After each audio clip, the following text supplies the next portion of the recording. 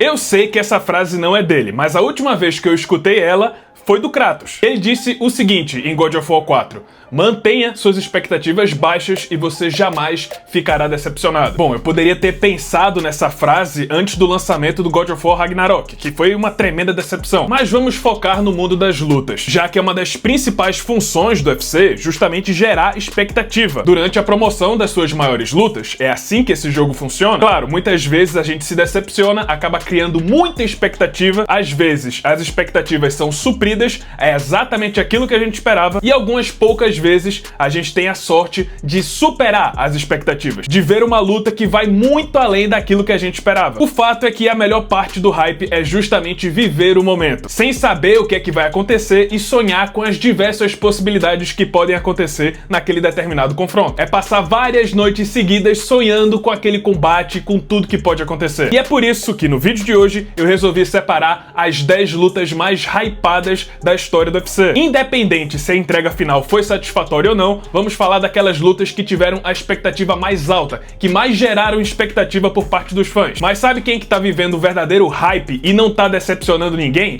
É a Iner, que segundo a revista Exame tá próxima de bater a marca de 1 milhão de usuários ativos na sua assinatura. Surpreendente considerando que tudo isso começou em 2024, eles só tinham 200 usuários, 200 assinantes. E agora, um pouco mais de um ano depois, já estão sonhando com a marca de 1 milhão. E esse sucesso se dá pela proposta simples, porém muito eficaz da Iner, que é justamente juntar as principais IAs do mercado numa assinatura só, que é mais barata do que a concorrência. Pensa só, na assinatura da Iner você tem incluso o ChatGPT, o Claude, o Grok, o Gemini e mais 50 inteligências artificiais pagando menos do que a assinatura de uma só. Além disso, também conta com cursos especializados com certificado no final para você inflar o seu currículo quando pedirem uma vaga voltada para inteligência artificial. E tem também o Fusion, assistente de IA que sabe utilizar as melhores ferramentas para aquela determinada função, automaticamente. Se você está curioso para conhecer a Iner, vale lembrar que você tem um período de 14 dias para poder usar a assinatura, com a possibilidade ainda de devolver o seu dinheiro, caso você não goste. Mas se você quer dar uma testada,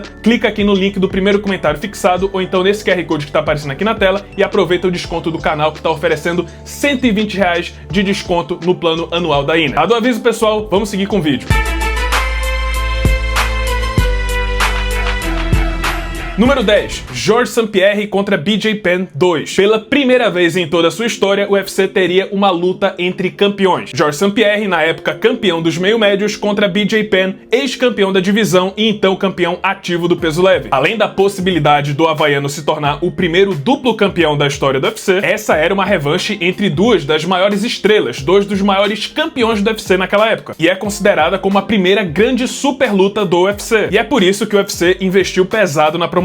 Fizeram uma minissérie documentário sobre a história e a preparação dos dois lutadores, fizeram uma turnê no Canadá e nos Estados Unidos com os dois, e na noite do evento, um dia antes do Super Bowl, no dia 31 de janeiro de 2009, os servidores dos fóruns do Sherdog caíram com a quantidade de fãs comentando sobre a luta. Infelizmente, o combate em si não foi exatamente o duelo entre campeões que a gente esperava. Na verdade, o GSP deu uma verdadeira surra no BJ Penn, não teve margem para erro, venceu todos os rounds com muita folga, que depois do quarto round, o corner do BJ Penn resolveu jogar a toalha, porque viu que seu atleta não tinha mais capacidade de continuar. De todo modo, a expectativa gerada para essa luta foi imensa e na época esse foi o maior pay-per-view que o UFC já havia registrado. Número 9. Israel Adesanya contra Alex Poatan 1. Existem narrativas no MMA que são naturalmente criadas e que conseguem superar até os melhores roteiristas de Hollywood. Uma dessas narrativas é a saga entre Israel Adesanya e Alex Poatan. Dois rivais nos tempos de kickboxing, o derrotado saiu do esporte e se tornou uma estrela e super campeão no UFC, e aí num belo dia ele fez uma entrevista onde acabou soltando o verbo e acordou aquele fantasma do seu passado, que agora voltou para assombrá-lo em um esporte completamente diferente. É um roteiro digno de Rocky Balboa. He's gonna be at some pub talking some shit about I beat that guy one time. E após essa rivalidade ser fermentada por 6 anos em 2 esportes diferentes, finalmente chegamos no grande clímax, com os dois se enfrentando pelo cinturão dos médios do UFC. E olha, desde a estreia do Adesanya no UFC, os fãs comentavam sobre esse possível confronto. A cada vitória do Adesanya, o Poatan também postava fotos das lutas entre os dois, principalmente aquela em que ele venceu por nocaute, e aí os fãs começaram a sonhar. Imagina como seria se o Poatan viesse para o MMA e eles se enfrentassem de novo, porque naquela altura do campeonato parecia que ele era o único que conseguia bater de frente com o nigeriano na trocação. Finalmente, os dois então estavam em rota de colisão naquela que prometia ser a luta mais técnica de trocação da história do UFC. E realmente foi. O hype, no fim das contas, compensou. Foi realmente uma luta extremamente técnica, um show de trocação, mas que também abriu espaço para os dois se experimentarem no MMA. E claro, chegamos no grande finale desse confronto, com Alex Poatan conseguindo uma virada genial, nocauteando a Adesanya no 5º round e assim conquistando o cinturão peso médio do UFC. E ainda deixou a janela aberta para a revanche que aconteceria no ano seguinte, onde a Adesanya teria sua vingança. Número 8. Anderson Silva contra Chris Weidman 2. Depois de quase 10 anos como campeão dos médios e 16 vitórias seguidas no UFC, Anderson Silva foi finalmente derrotado, mas de uma forma que gerou uma série de dúvidas e até suspeitas. Afinal, será que o Chris Weidman venceu por ser o melhor lutador, ou foi o Anderson Silva que brincou demais com a comida e acabou sendo atingido por um golpe de sorte? Foi essa dúvida cruel que tirou o sono de vários brasileiros e várias pessoas ao redor do mundo, tanto que serviu como slogan oficial para o UFC 168, que aconteceria em dezembro de 2013. O slogan era "para não deixar dúvidas", e o UFC investiu bastante na promoção dessa luta, incluindo uma turnê mundial que trouxe os dois lutadores e o próprio Dana White para o Brasil. Não só isso, mas os três participaram de uma entrevista juntos no estúdio da Globo. Pois é, o MMA naquela época era tão forte que o Dana White veio pessoalmente participar de uma entrevista na Globo. E claro, o Anderson também animou bastante o povo brasileiro, dizendo que ia chamar Chuck Norris e Steven Seagal para ajudar na preparação. Não sei ao certo se isso chegou a acontecer e o quanto isso ajudou. Sinceramente, acho que não ajudou muita coisa. Mas claro que pra grande massa, ver Anderson Silva se juntando com essas duas lendas das artes marciais, claro, cria muita expectativa. E no grande dia, a luta começou bem interessante. O Spider veio com uma postura bem mais séria, diferente do primeiro confronto, mas o Weidman ainda conseguiu aplicar um knockdown logo no início do primeiro round e quase nocauteou o brasileiro de novo via ground and pound. Anderson sobreviveu a essa pressão inicial, mas aí no segundo round aconteceu aquela tragédia que mudaria para sempre a sua carreira. Ainda assim, essa foi a única luta da carreira do Anderson Silva que superou a marca de 1 milhão de pacotes pay-per-view vendidos. Número 7. Amanda Nunes contra Ronda Rousey. Quando um campeão perde, quando um grande campeão é destronado, podem ter certeza que a revanche ou a luta de retorno desse campeão vai ser estrondosa. Historicamente, sempre foi assim, o grande retorno do campeão caído. Ronda Rousey não teve a chance de ter uma revanche. Após sofrer a derrota, a primeira derrota da sua carreira para a Holly Holm, ela acabou ficando um tempo afastada do esporte, não caiu bem psicologicamente esse revés, e assim, nesse meio tempo, o cinturão mudou de mãos várias vezes. Da Holly Holm, o cinturão foi pra Miesha Tate e da Miesha Tate foi pra Amanda Nunes. Ou seja, quando a Ronda finalmente voltou, era a brasileira quem a aguardava do outro lado do octógono. Mas acho que as pessoas nem se tocaram muito disso, já que a grande parte da promoção para o UFC 207 no final de 2016 não foi voltada para a luta, mas sim sobre o retorno da Ronda Rousey. Fizeram vários vídeos promocionais muito bem feitos, promovendo o retorno da grande estrela Ronda Rousey, a super campeã do UFC. Vale ressaltar, inclusive, para os fãs mais novos que não conheciam ou que não viveram esse momento, que naquela época Ronda Rousey era simplesmente a maior estrela de todo o MMA, talvez até maior do que o Conor McGregor, pelo menos naquela época. E lógico, o mundo parou para ver o grande retorno da Ronda Rousey, mas não pararam por muito tempo, já que no primeiro round, em apenas 48 segundos, a Amanda Nunes atropelou a antiga rainha da categoria, aposentando definitivamente a Ronda Rousey do MMA. Número 6. Brock Lesnar contra Frank Mir 2. A narrativa entre os dois já era o suficiente para garantir o sucesso dessa revanche. Brock Lesnar, a grande estrela do UFC nos anos 2000, acabara de conquistar o cinturão interino dos pesos pesados e iria unificar o título contra o seu único algoz, o campeão linear Frank Mir. E o trash talk para essa luta também foi simplesmente brutal. Eram só ameaças carinhosas trocadas entre os dois a cada entrevista. Brock Lesnar, que veio da WWE, com certeza era um mestre na arte de promover suas lutas. Mas como se não bastasse a narrativa entre o Brock e o Frank Mir, essa luta ainda foi impulsionada pela 100ª edição do UFC. Seria o evento principal do UFC 100, na época o maior card de toda a história da organização. No final, Brock Lesnar conseguiu sua vingança ao nocautear Frank Mir e durante muito tempo esse foi o maior pay-per-view da história do UFC, superando a marca de 1.300.000 pacotes vendidos. Número 5. Daniel Cormier contra John Jones 2. Às vezes eu ainda me pego pensando e relembrando como foi viver a época dessa grande rivalidade, que na minha opinião é a maior rivalidade de toda a história do esporte. Tudo começou em 2014, os dois brigaram na coletiva de imprensa, se xingaram nos bastidores, mesmo com as câmeras desligadas, onde o Jones ameaçou literalmente, nas palavras dele literalmente mataram DC. I wish they would let me next door so I can spit in your f***ing face. You know I would absolutely kill you if you ever did something like that, You right? could never kill me. Oh, I bet you I could. Disse que iria aplicar as suas técnicas mais violentas e queria abrir o rosto do DC. A luta aconteceu, Jones entupido de conseguiu a vitória, até que em março de 2015 ele acabou sendo preso pela polícia de Albuquerque e suspenso do UFC. Na sua ausência, Daniel Cormier se tornou campeão, Jones voltou ao UFC em abril de 2016 e assim marcaram a revanche como prato principal do UFC 200. Até que 2 dias antes a luta foi cancelada porque o Jones foi pego mais uma vez no doping. Jones foi suspenso, nesse meio tempo Daniel Cormier venceu Anderson Silva e Anthony Johnson, até que finalmente chegamos no UFC 214, em julho de 2017, que seria o capítulo final, o grande clímax dessa grande rivalidade. E meus amigos, os editores do UFC devem ter ganhado um baita do aumento, porque os vídeos promocionais, os trailers que foram divulgados para essa luta, meus amigos, é coisa de cinema. Até hoje eu fico arrepiado. Em especial, o trailer que foi chamado de Controle Seus Demônios, que não só conta um pouco da narrativa entre os dois, mas dos próprios demônios que o Jon Jones enfrentou na carreira. Na minha opinião, é o melhor trailer que o UFC já lançou para alguma de suas lutas. E é curioso como uma rivalidade cinematográfica foi naturalmente construída. O ódio entre os dois era natural, era real. Até hoje eles se odeiam. E, pelo menos na minha opinião, a luta entregou, porque durante os 3 rounds estava sendo uma luta muito movimentada, muito interessante e surpreendente por parte do DC, que estava encurtando a distância muito bem e dando trabalho pro Jon Jones. Até que, lógico, o Jones acertou aquele chute alto que encerrou de vez a maior rivalidade da história do UFC, mas só para não perder o costume, depois da luta, o Jones foi pego mais uma vez no teste antidoping, a luta foi anulada e assim o cinturão foi devolvido para o Daniel Cormier. O final anticlimático para a maior rivalidade de toda a história do MMA. Número 4, Anderson Silva contra Vitor Belfort. Então vamos pra briga.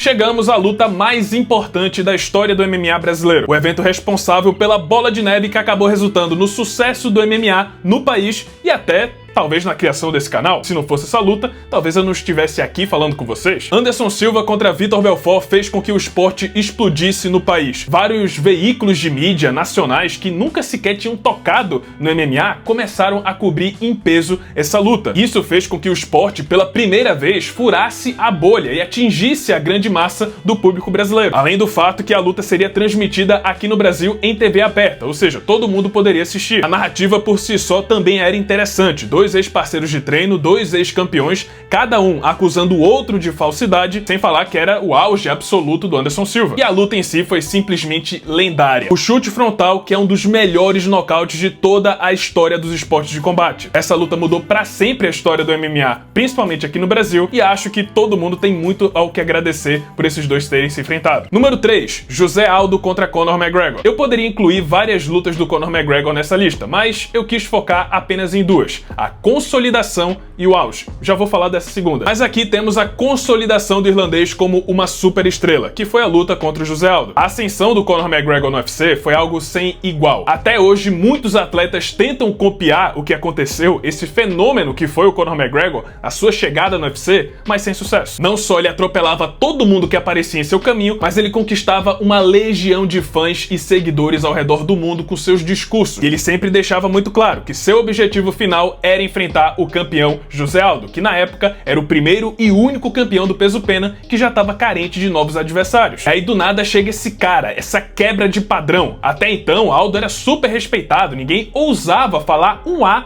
do brasileiro. E aí chegou o Conor, todo despojado, todo arrogante, batendo de frente com o campeão, ousando falar coisas que ninguém teve coragem de falar no passado. E aí, meus amigos, a luta começou a se promover por si só. Até que em 2015, finalmente os dois entraram em rota de colisão. O UFC promoveu uma turnê mundial que passou por Canadá, Estados Unidos, Inglaterra, Brasil e Irlanda. E finalmente os dois estavam prontos para se enfrentar no UFC 189. Até que faltando um mês pro evento, José Aldo fraturou a costela. Com isso, Conor McGregor venceu Chad Mendes pelo cinturão interino e do nada a luta contra o Aldo ficou ainda maior, porque pela primeira vez na história havia alguém diferente do Aldo que vestiu o cinturão no peso pena. Fora que o irlandês teve mais 6 meses para promover a luta e entrar na cabeça do brasileiro. Finalmente realmente, quando o combate aconteceu, a história do UFC mudou pra sempre. Depois daquele nocaute em 13 segundos, o mais rápido em disputas de cinturão, um verdadeiro tapete vermelho se estendeu para o restante da carreira do Conor McGregor. Agora sim, ele entrara no caminho para se tornar a maior estrela de toda a história do esporte. Número 2, Khabib Nurmagomedov contra Tony Ferguson. Essa aqui é a única luta da lista que não aconteceu, embora tenha sido marcada 5 vezes, mas acho que é impossível falar das lutas mais hypadas da história do UFC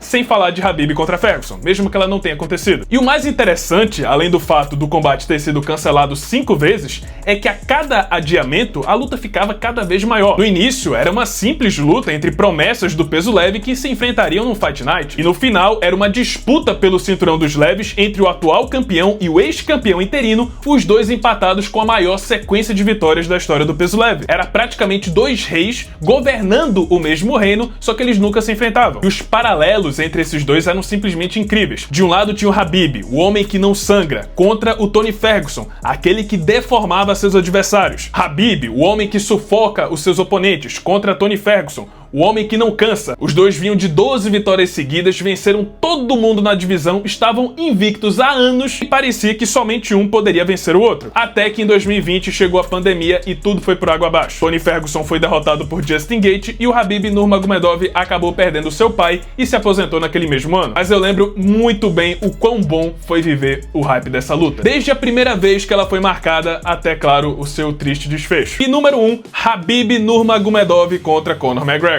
Não tinha mistério, essa é a luta mais hypada e mais vendida da história do UFC. Além de incluir o Conor McGregor no auge da sua popularidade, foi logo depois da luta contra o Floyd Mayweather, tivemos também o auge da loucura do irlandês no UFC. Ele atacou o ônibus do Khabib depois que o russo deu um tapa na cara do seu melhor amigo, o Artem Lobov. Conor pegou um carrinho de mão, arremessou no ônibus do Khabib, acabou ferindo vários outros lutadores que estavam nesse ônibus e com isso ele acabou sendo preso pela polícia de Nova York. Esse caso circulou o mundo inteiro. Naquela mesma semana, Khabib conquistou o cinturão vago do peso leve, que era do Conor McGregor, e assim era inevitável que essa luta ia acontecer. O novo campeão contra aquele que nunca perdeu o cinturão dentro do octógono. E a promoção da luta foi sombria, caótica, com um trash talk extremamente agressivo do Conor McGregor, que não poupou saliva pra xingar o Khabib, xingar a família dele, a religião dele e até o país. Todo esse ódio culminou naquilo que aconteceu no UFC 229 em outubro de 2018. Khabib espancou Conor McGregor e finalizou o irlandês no quarto round, só que mesmo após a vitória, a ira do Khabib não estava saciada. E assim, ele pulou para fora do octógono e partiu para cima dos treinadores do irlandês, causando uma briga generalizada nunca antes vista na organização. No final, esse foi disparado o maior pay-per-view da história do UFC, atingindo a marca de 2,4 milhões de pacotes pay-per-view vendidos. E no geral, na história dos esportes de combate, incluindo lutas de boxe, esse foi o terceiro maior pay-per-view da história. E é isso, pessoal, esse foi o vídeo, espero que tenham gostado. Se você gostou,